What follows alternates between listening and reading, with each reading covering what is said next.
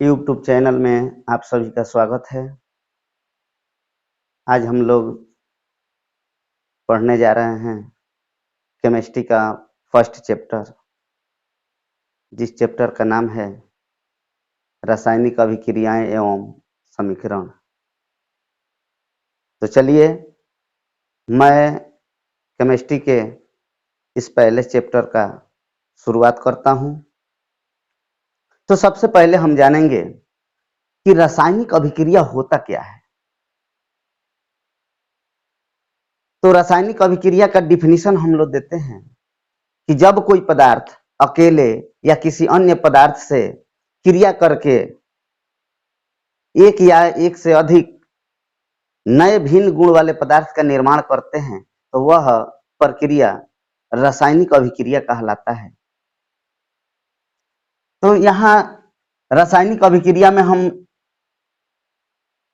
देख रहे हैं कि यहाँ एक हम रिएक्शन यहाँ पर लिखे हुए हैं कि H2 + Cl2, अगर हम इन दोनों को एक साथ मिला देते हैं तो हमारा बन जाता है हाइड्रोजन क्लोराइड, जो एक प्रकार का रासायनिक अभिक्रिया है। ठीक है, तो यहाँ आप भी देख सकते हैं कि हमने लिखा है रासायनिक अभिक्रिया की परिभाषा कि जब कोई पदार्थ अकेले या किसी अन्य पदार्थ से क्रिया करके एक या एक से अधिक भिन्न गुण वाले नए पदार्थ का निर्माण करता है तब वह प्रक्रिया रासायनिक अभिक्रिया कहलाता है। तो रासायनिक अभिक्रिया के लिए हमारा बहुत सारे एग्जाम्पल हो सकते हैं कि H2 + Cl2 को जब हम आपस में रिएक्शन कराए तो 2HCl का निर्माण किया, या हम ये भी लिख सकते हैं यहाँ H2 + O2 को जब हम रिएक्शन कराते हैं तो यह बना देता है H2O, यानी जल का निर्माण कर देता है।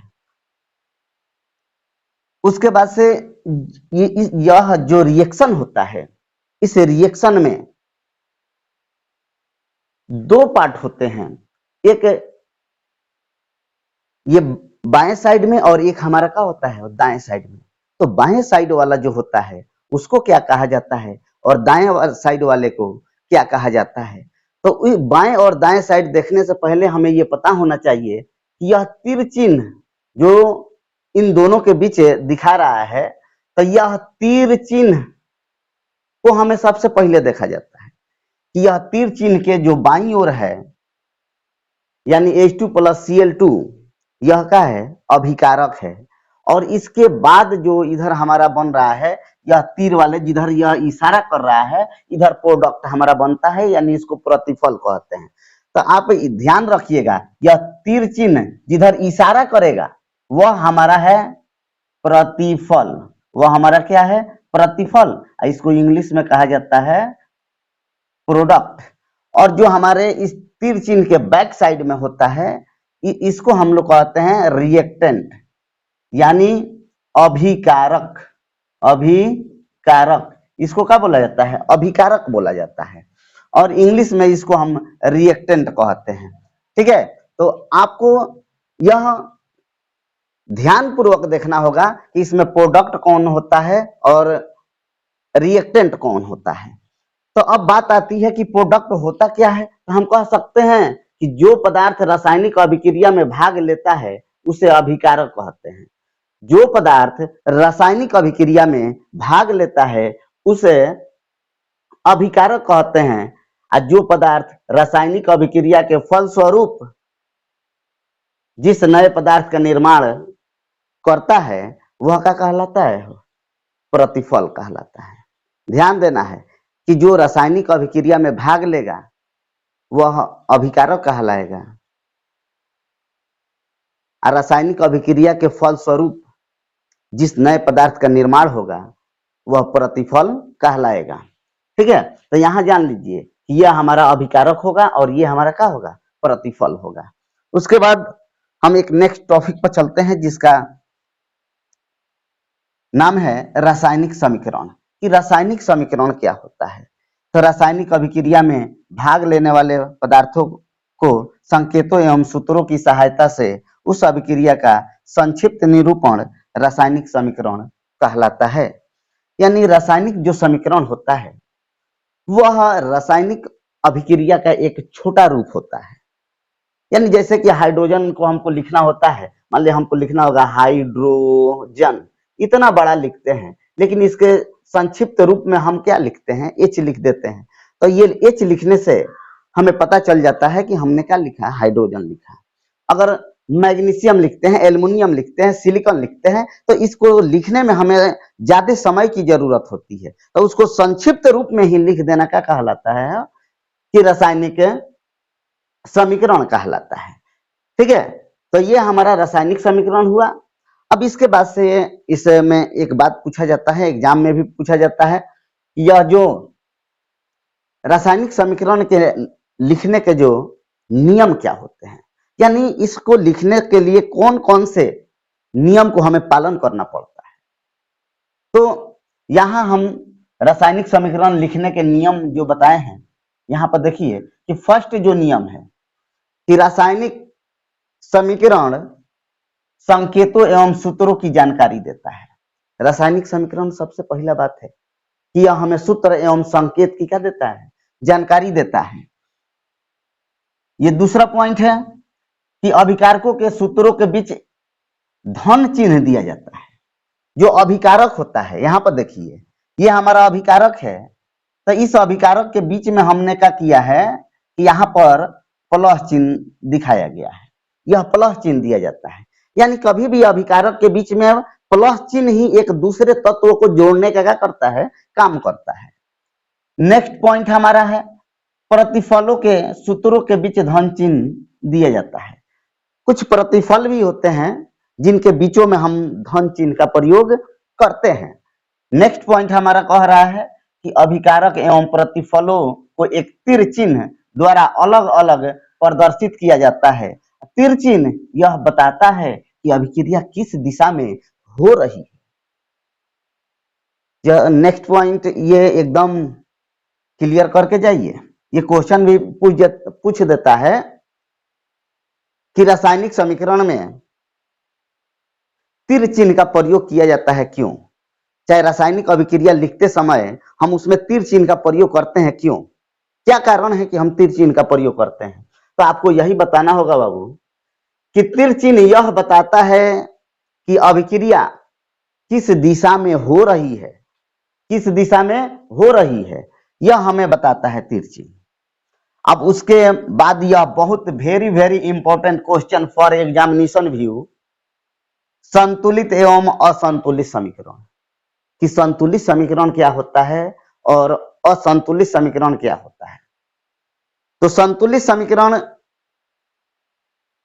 का सबसे पहले हम परिभाषा देंगे। यहाँ संतुलित समीकरण है कि संतुलित समीकरण वह समीकरण है जिसमें समीकरण के दोनों ओर प्रत्येक तत्व के परमाणुओं की संख्या समान होती है।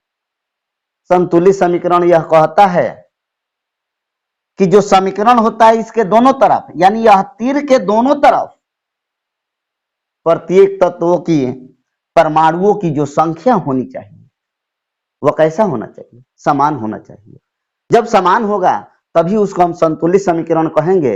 अगर समीकरण में दोनों तरफ परमाणुओं की संख्या समान नहीं है तो हम उसको संतुलित समीकरण नहीं कहेंगे। जैसे कि यहाँ देखिए हम रिएक्शन लिखे हैं कि 2Mg प्लस O2 को रिएक्शन कराया गया तो यह बनाया 2MgO, यानी मैग्नीशियम ऑक्साइड। यानी मैग्नीशियम को ऑक्सीजन के साथ हमने मिला दिया तो यह बना दिया मैग्नीशियम ऑक्साइड। अब इसमें हमको देखना पड़ता है कि इसमें परमाणुओं की संख्या है कितना। तो इधर हम पहले लेफ्ट साइड देख रहे हैं, उसके बाद से राइट साइड देखेंगे। तो लेफ्ट साइड में हम देख रहे हैं कि यहाँ मैग्नीशियम जो है, यहाँ मैग्नीशियम 2 है, इधर भी मैग्नीशियम कितना है, 2 है। ऑक्सीजन इधर कितना है, 2 है। इधर भी ऑक्सीजन कितना है, ये 2 है, क्योंकि यह 2 जो है जाके ऑक्सीजन में मल्टीप्लाई करता है तो ये 2 ऑक्सीजन हो गया। यहाँ एक लिखे हैं H2 प्लस O2 H2O, यानी हाइड्रोजन और ऑक्सीजन को जब हम आपस में मिलाते हैं तो वह जल का निर्माण करता है। तो इसको भी हम संतुलित किए हैं। तो यहाँ 2 हमने 2 लिखना पड़ा, तो यहाँ जब 2 लिखे तो यहाँ हमारा हो गया कौन जी, हाइड्रोजन जो है वह 4 हो गया। इधर भी हाइड्रोजन कितना हो गया, 2 2 ये है 4 हो गया। ऑक्सीजन 2 हो गया, इससे ये ऑक्सीजन भी क्या हो गया, 2 हो गया। तो यह समीकरण क्या है, संतुलित है। अब असंतुलित समीकरण की परिभाषा है यहाँ कि असंतुलित समीकरण क्या है, तो कह सकते हैं कि असंतुलित समीकरण वह समीकरण है जिसमें समीकरण के दोनों ओर प्रत्येक तत्व के परमाणुओं की संख्या समान नहीं होती है, उसे क्या कहते हैं, असंतुलित समीकरण कहा जाता है। सेम वही इक्वेशन हमने यहाँ भी लिया है कि यह संतुलित है कि नहीं है, हमें यह बता देना है। तो यहाँ देखिए लेफ्ट साइड भी देखिए और राइट साइड भी देखिए। तो यहाँ लेफ्ट साइड में देख रहे हैं कि mg है, यहाँ mg की संख्या कितना है, 1 है, इधर mg की संख्या कितना है, 1 है, लेकिन इधर देख रहे हैं कि mg के ऑक्सीजन की संख्या, सॉरी ऑक्सीजन की संख्या इधर 2 है और इधर कितना है, 1 है। तो क्या बताइए कि यह समीकरण संतुलित है, नहीं है, यह समीकरण संतुलित नहीं है। तो इस समीकरण को हम संतुलित कैसे करेंगे, तो देखिए इसीलिए इसको संतुलित करने के लिए हमने यहाँ पर 2 का प्रयोग किया था, तो यह समीकरण संतुलित नहीं है। और फिर वही जो ऊपर हम संतुलित के लिए वही इक्वेशन हमने यहाँ लिया है असंतुलित के लिए कि हाइड्रोजन यानी H2 प्लस O2 को रिएक्शन कराया गया तो H2 बना। तो यहाँ देख रहे हैं कि H की संख्या 2 है, O की संख्या 2 है, इधर H देख रहे हैं कि 2 है, लेकिन ऑक्सीजन जो है कितना है, 1 है। तो यह समीकरण क्या है, संतुलित नहीं है। यह समीकरण क्या है, संतुलित नहीं है। तो हम तो यही हमें पढ़ना था कि संतुलित समीकरण क्या है और असंतुलित समीकरण क्या है। तो संतुलित समीकरण में दोनों ओर प्रत्येक तत्वों की परमाणुओं की संख्या समान होना चाहिए और असंतुलित समीकरण में दोनों ओर प्रत्येक तत्वों की संख्या समान नहीं होना चाहिए, तब उसको हम लोग संतुलित समीकरण कहेंगे। तो देखिए अब इसके बाद से हम आता है कि संतुलित, आपको तो यहाँ कुछ नहीं समझ में आया होगा कि ये संतुलित हुआ कैसे, तो आपको घबराने की जरूरत नहीं है। आपको समझाने के लिए मैं खड़ा हूं कि यह समीकरण को कैसे संतुलित किया जाता है। तो इसके अगले वीडियो में आपको एक अवश्य मैं बताऊंगा कि यह समीकरण को संतुलित किया कैसे जाता है। अगर जो भी स्टूडेंट अगर हमारे वीडियो को देख रहे हैं तो इसके नेक्स्ट वाला वीडियो आप जरूर देखें, क्योंकि उसमें हम आपको बताने जा रहे हैं कि समीकरण को संतुलित कैसे किया जाता है। समीकरण को कैसे संतुलित करेंगे इसका कोई फॉर्मूला नहीं होता है, लेकिन मैं आपके एक ऐसे ट्रिक के माध्यम से बताऊंगा कि आप किसी भी तरह से आप भूल नहीं सकते हैं। आपको जीवन में यह हमेशा के लिए मैं याद करा दूंगा, यह मेरी वादा है। ठीक है, तो मैं यह वीडियो को यहीं पर समाप्त करता हूं। अगर यह वीडियो आप सबको अच्छा लगे तो अपने दोस्तों में शेयर करें, अपने दोस्तों को शेयर करें। आज के वीडियो में